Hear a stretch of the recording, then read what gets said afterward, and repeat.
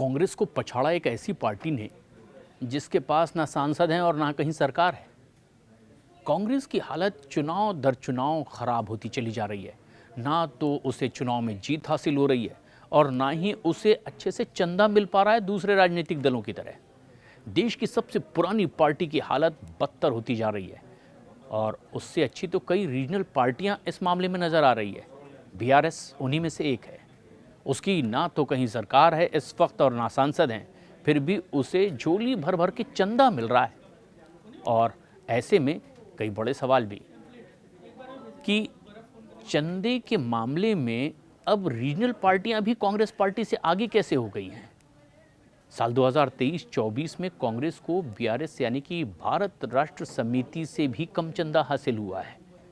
हालांकि बीजेपी को पर्सनली और कई ट्रस्टों के या फिर कॉरपोरेट घरानों से सबसे ज़्यादा चंदा मिला है।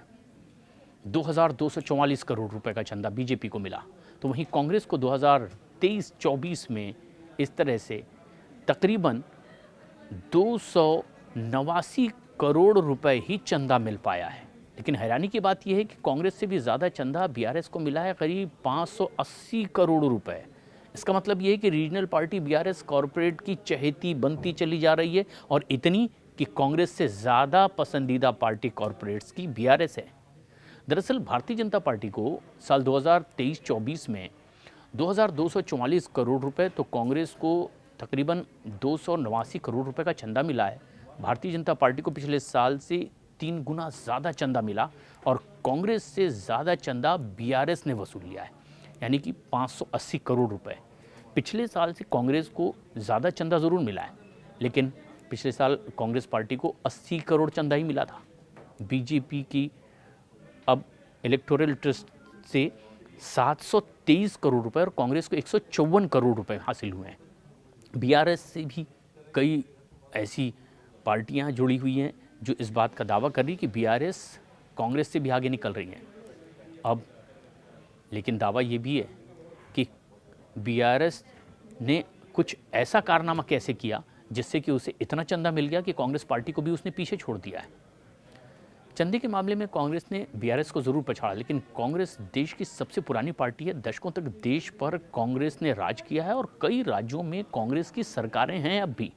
मगर ऐसा लगता है कि बीजेपी के उदय और तेज़ी से आगे बढ़ने के बाद कांग्रेस को अब लगातार एक के बाद एक नुकसान हो रहा है।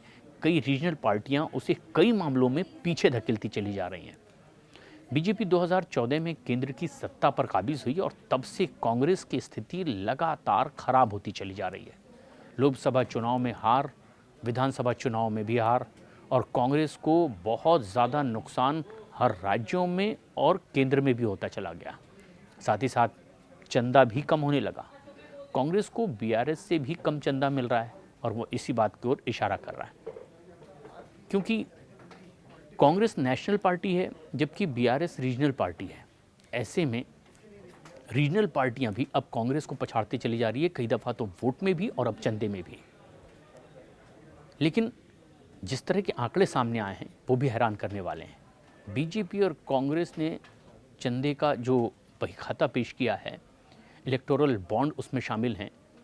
नियमों के मुताबिक पार्टियों को अपने सालाना ऑडिट रिपोर्ट में इलेक्टोरल बॉन्ड का पूरा ब्यौरा देना होता है और अपनी कंट्रीब्यूशन रिपोर्ट भी जाहिर करनी होती है और इसीलिए ऐसी कोई अनिवार्यता नहीं होती कि वो कानूनी तौर पर अपनी हर बात जाहिर करें। लेकिन सुप्रीम कोर्ट ने फरवरी 2024 में इलेक्टोरल बॉन्ड स्कीम को रद्द ही कर दिया था और इसके बाद से राजनीतिक दलों के लिए फंड का सबसे ज़्यादा जरिया सीधे सीधे या तो इलेक्टोरल ट्रस्ट के रास्ते से मिला या फिर पर्सनली किसी ने उन्हें चंदा दिया हो।